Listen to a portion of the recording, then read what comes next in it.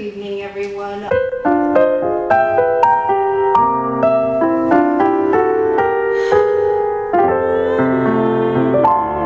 I'm a little bit in love, never felt this way before.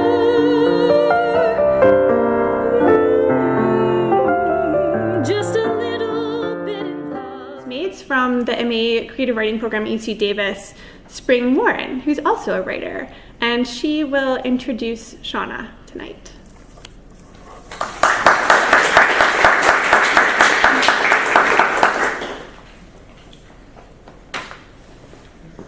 Actually, Shawna will introduce Shawna tonight because she provided me with a lovely piece that introduces the work that she has provided for tonight.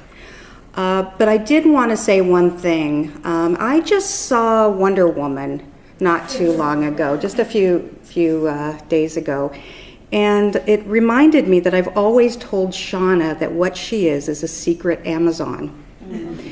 I don't know if very many of you know Shawna, but Shawna is very petite. She's nowhere close to 7 foot tall. She's soft-spoken, and she sort of gives the sense that she is always calm. But underneath that, she's so much more. And I won't go through all the ways that she's truly an Amazon in person, but I will say her writing is also shows that she is an Amazon.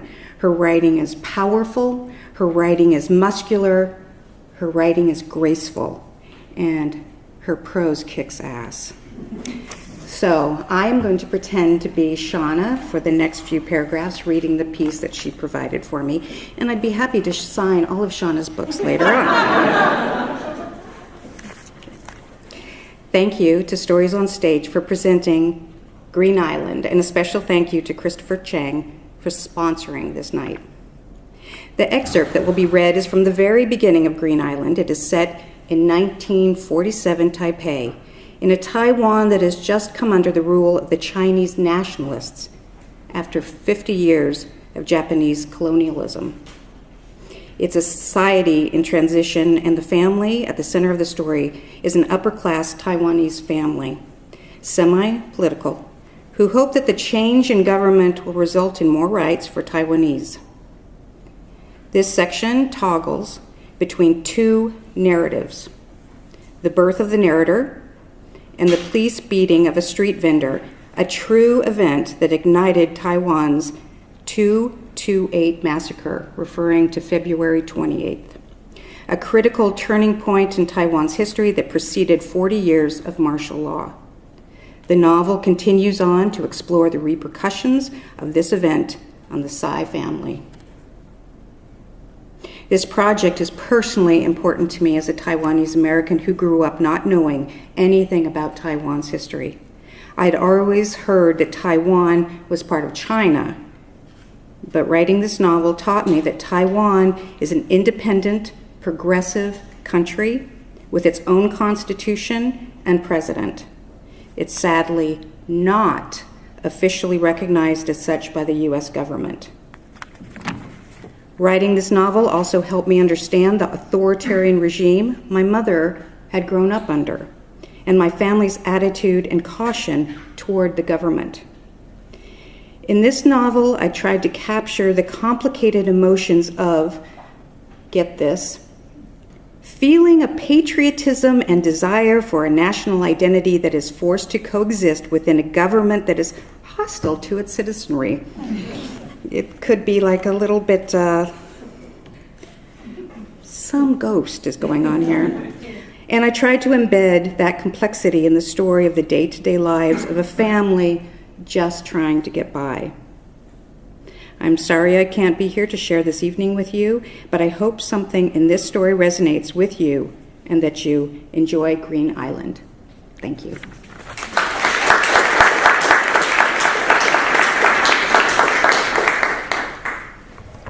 An excerpt from Green Island by Shawna Yang Ryan.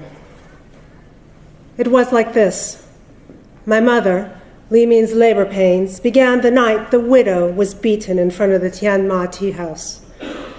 The first cramp was unmistakable. She leaned against the wall and pressed her fingers to the underside of her belly. All her previous children had taken their time, leisurely writhing for days before they finally decided to emerge. She expected the same from her fourth.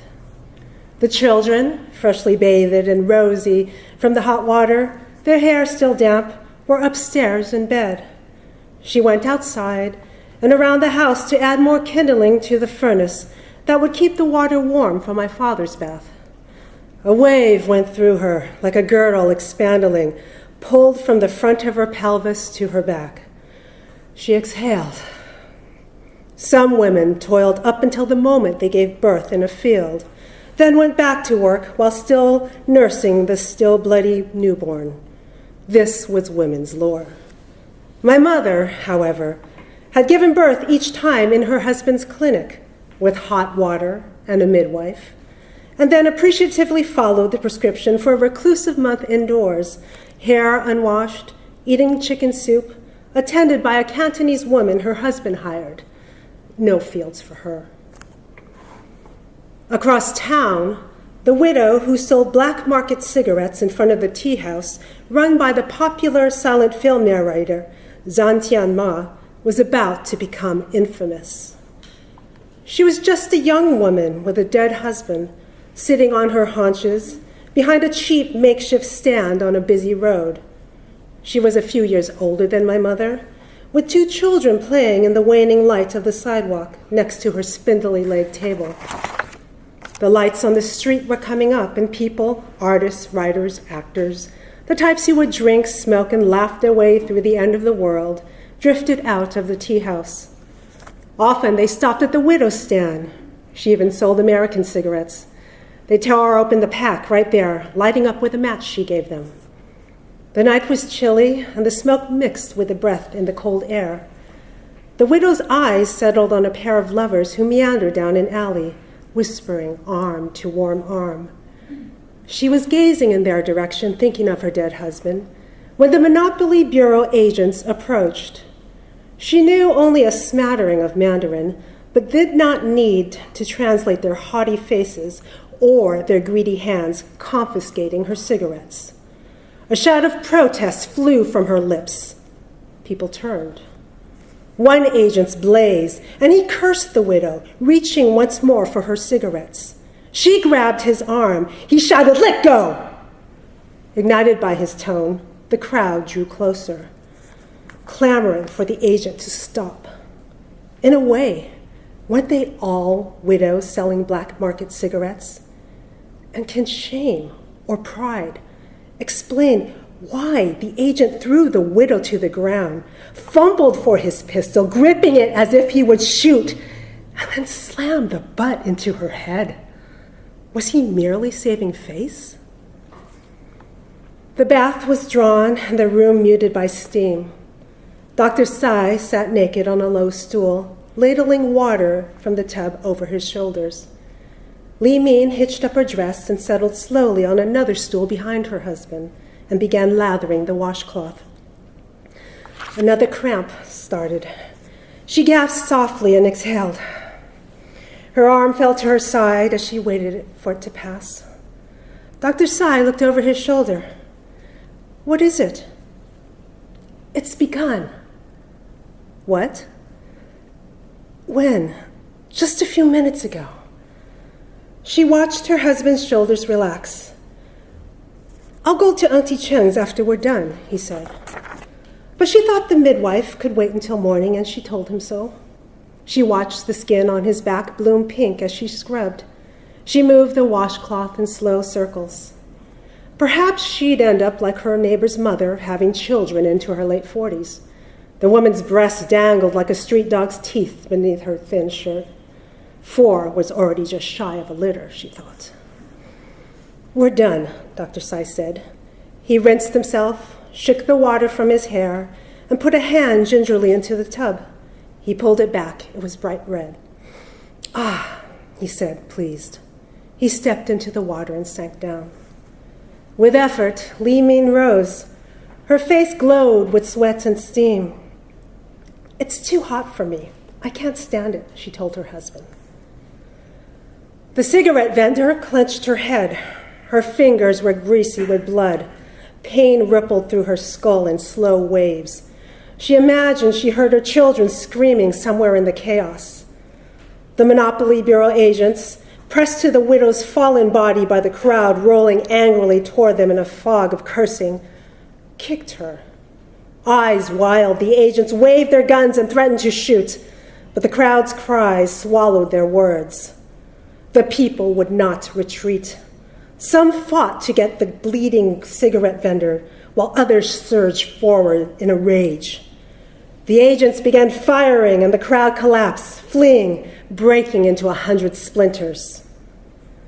Li Min paced the hall. Behind the bathroom door, water splashed occasionally, but her husband, resting neck deep in the tub, was otherwise quiet. Was it possible that this one would be a son, too? She hoped so, but not because she favored men. Her husband modeled the seriousness, the stoicism that she hoped her sons would inherit, but she had nothing to teach a daughter. She could teach her to dream, say, to be a painter, as she herself had been trained, and then teach her to let it go. Teach her to cloister herself in dark hallways, admiring how the light fell through the rice paper doors, while knowing all along that there was no point in putting it on canvas. Already her oldest child, a daughter at 10 years old, could make simple meals, wash laundry, and cared for her young brothers.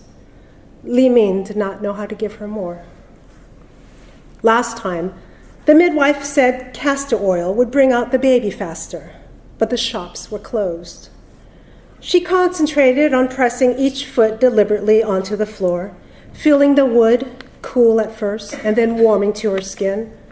She concentrated her whole mind in her feet and tried to forget the pain. The agents stumbled their way through the street and hid in a police box, where they waited while the military police were called. A knot of people eased open.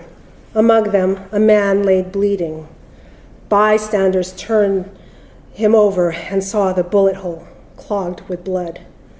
Shouting helplessly, pushing someone's shirt against the wound, and feeling it grow heavy and wet, they watched his eyes glaze over, his mouth gape. Somebody beckoned to a rickshaw. When the driver saw the dead man, he shook his hand and waved his hands in protest. "Oh no, no dead passengers." He cycled away. 2 Samaritans made a stretcher out of shirts and carried the body away. The military police arrived, and the crowd rushed them to demand a summary execution on the spot for the murderers, who cowered inside the police box. The MPs promised justice at headquarters. Reluctantly, the crowd allowed the agents to be escorted away, but the bystanders' fettered rage demanded release. They pulled open the doors of the agents' abandoned truck, ransacking the back seat, building a bonfire of everything they found inside. The crackle of the fire was hungry. Still electrified, they turned their attention to the truck itself. They rocked it until it fell over and the windows shattered on one side. Her husband slept, but Li Min could not.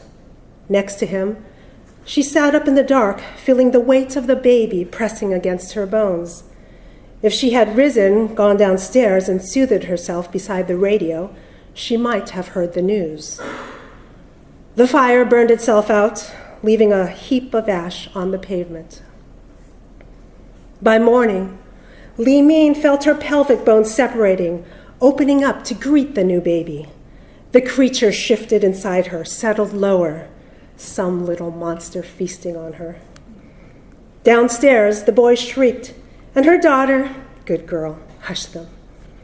Far off, someone thumped at the clinic door. Chaos, muffled by the floor and walls, rumbled. Maybe the midwife had arrived. The woman was efficient, no nonsense.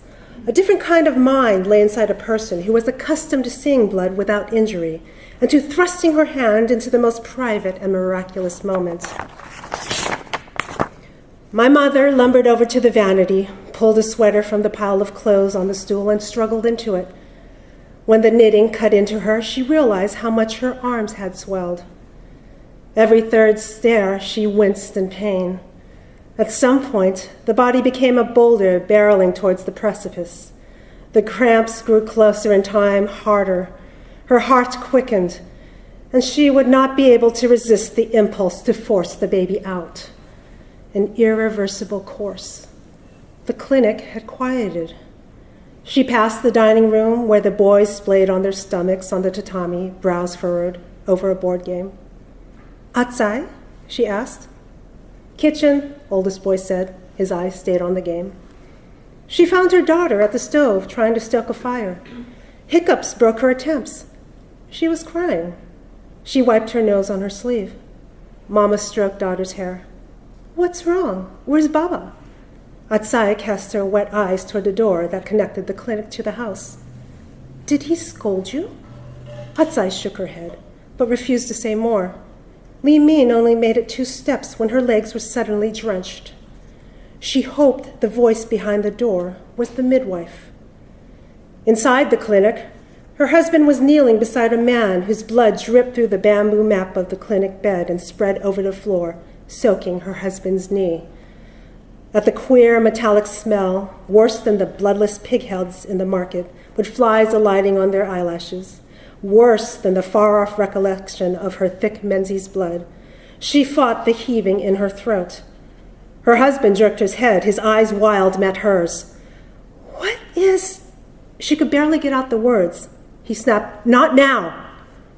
She noticed a man in the corner, wedged between the microscope table and the bookshelf.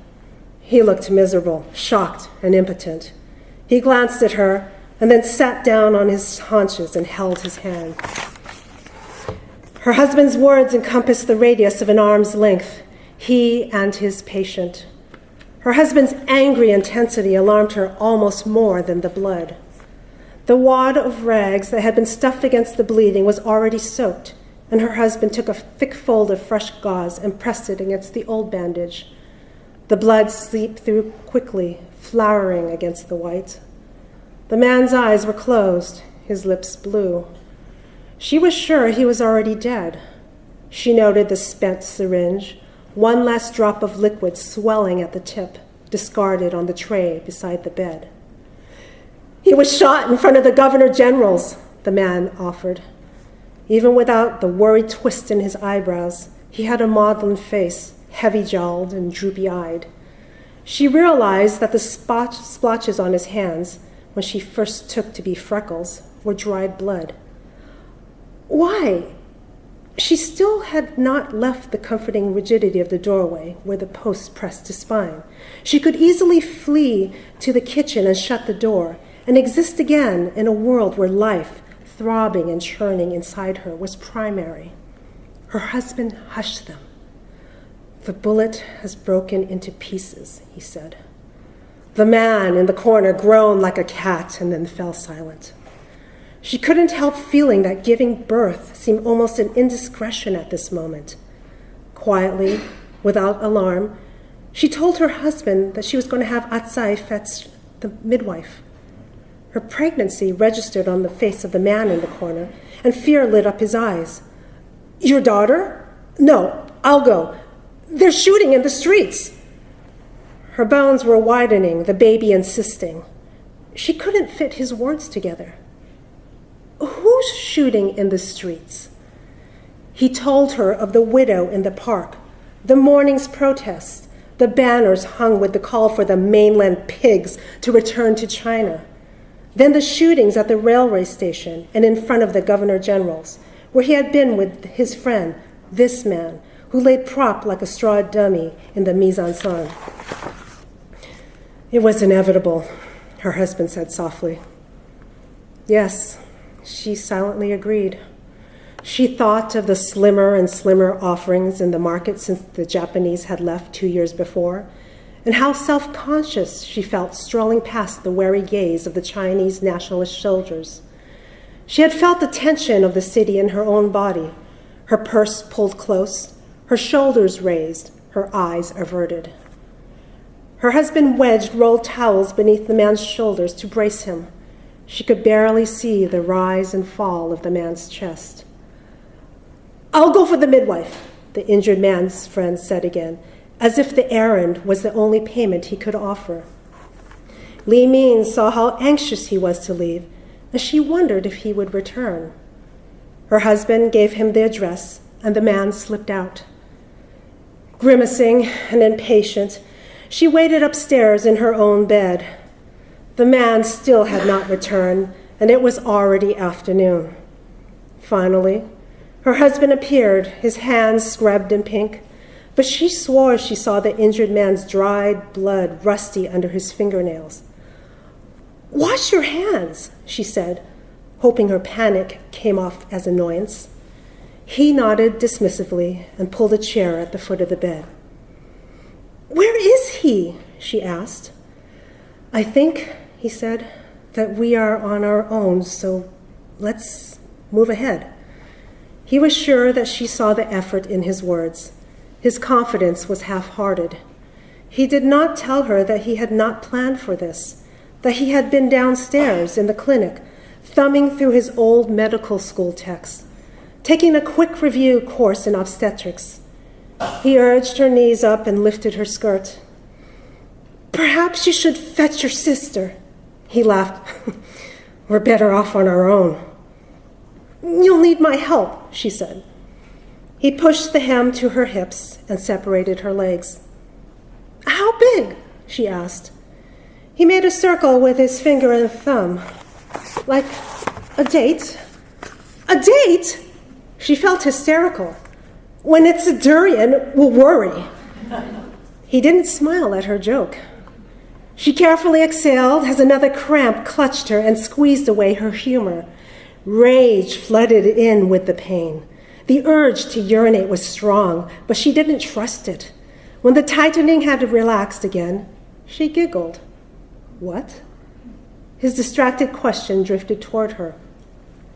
She didn't know why she was laughing. Just as quickly, the image of the injured man downstairs came to mind. Soon, she'd be drenching the bed with her blood as well. She willed the thought away, but it was stubborn and came back to her in black and white images. Her first child, my sister Atsai, had been born the year Japan went to Nanjing. A victorious battle, the Japanese newspapers had said. Hard-working soldiers with nothing to eat but sweet potatoes. So many they shit orange. Orange shit. This was the symbol of military sacrifice offered to the people. The Chinese nationalists had arrived in Taiwan with a different version of events.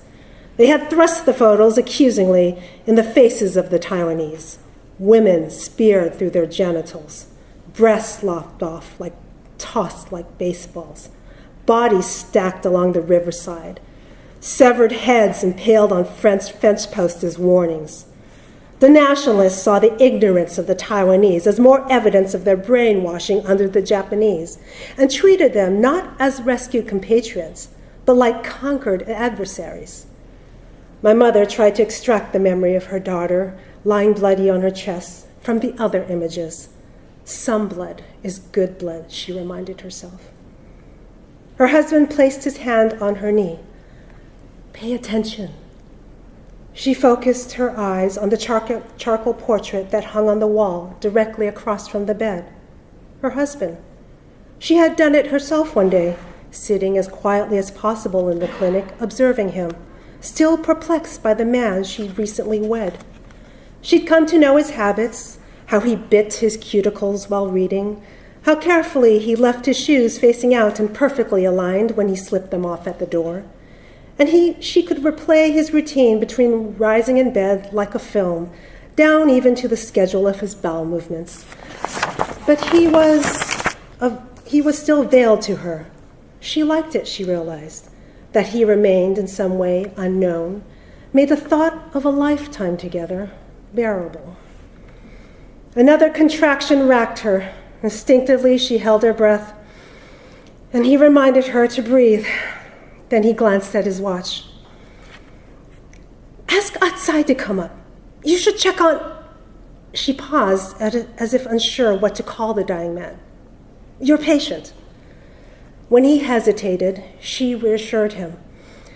I've done this 3 times before. Don't worry over me, my husband. Go see your man. The man was dead. From the moment the stranger and the rickshaw driver had dragged the injured man, Dr. Tsai known that the man was doomed. He had already lost too much blood. His face was pale with shock. Dr. Tsai wished they had gone to the hospital and hadn't cursed him with this certain failure. He would do nothing about the body until the dead man's friend returned. He pulled up a stool and inspected the man. He knew that removing the bullet could damage the body more, the cure worse than the disease. But now that the man was already gone, he probed the wound and extracted a shard of the bullet. Was it, as the friend had said, that the shooters really used hollow point bullets? He knew little of guns except for the military books he read as a child. Hollowed points, he remembered, were forbidden by the Hague Convention. The way they opened up inside a body was inhumane. He reached into the man's pocket and found a silver card case. The man was a high school principal. At least he had an address if the friend decided never to return. Behind the cards was a hand-colored photo of a bright-cheeked woman. Her name was scrawled in watery ink on the back. He returned the case to the jacket and sighed. Though he didn't believe in the superstition that viewing a corpse was bad luck, he shook out a sheet and watched it as it settled like a bird alighting over the body. He heard from the street the echo of a loudspeaker. He left the clinic, crossed the gravel yard, and went through the wooden gate. The street was strikingly empty of traffic. A train of 3 military trucks, the insignia of the U.S. Army barely disguised by thin paint, crawled down the road. The announcement came from them. He could not piece the words together until they came closer, squawking in Mandarin, Taiwanese, and Japanese that the military curfew would begin at 6 in the evening. Violators would be shot on sight. Dr. Tsai slipped back into the yard, feverish with dread, shoved the gate shut. The midwife, he realized, would not be coming. "Clean my glasses," Dr. Tsai ordered his daughter. When she pulled off his fog spectacles, he was relieved to have the world blurred for a moment.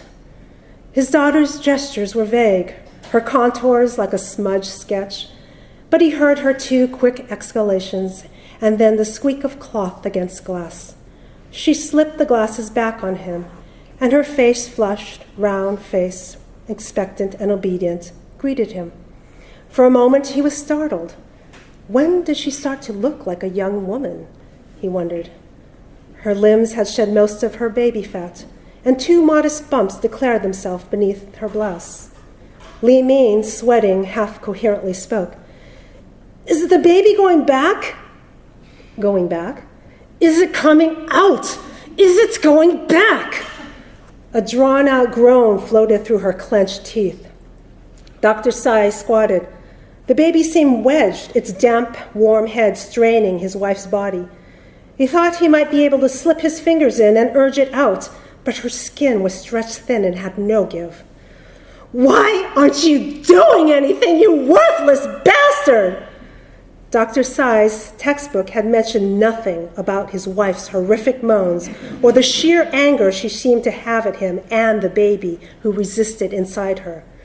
Earlier, to calm her, he had given her a cup of whiskey, claiming that the textbook had suggested it, and then had guiltily watched her gag and spit it out over the front of her dress. "Snip it out! There's no room! Cut it! Auntie Chan did it!" she gasped. The instructions came back to him as a block of text. When the infant's head no longer retreats, this is known as crowning. Now it is time, and in the mother's best interest, to refrain from laboring any more. The physician should inquire about a fiery sensation, which signals that the mother should relax and allow the contractions to complete the rest of the birthing process. At this point, the doctor too may choose to cut the membrane to allow the infant to pass more easily through. "My scissors, the small ones." While his daughter rummaged through his bag, his wife muttered, "Cut it! Cut it!" like a mad woman writhing in delirium.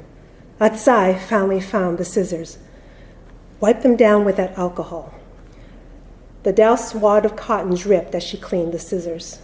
The damp blades in her small hand glittered in the lamplight. He saw no fear in her face.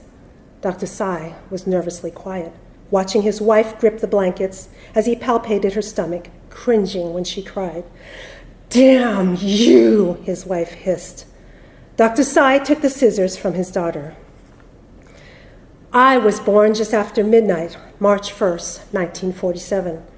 There was nothing spectacular about my birth. I was not born with my eyes preternaturally open or oddly mute like the girl goddess Matsu. Rather, I joined the street dogs in howling my way into that silent city. My father laid me still bloody on my mother's chest as he sewed up the wound he had created. My sister held the lamp over his work, careful, tiny stitches. His hands were steady.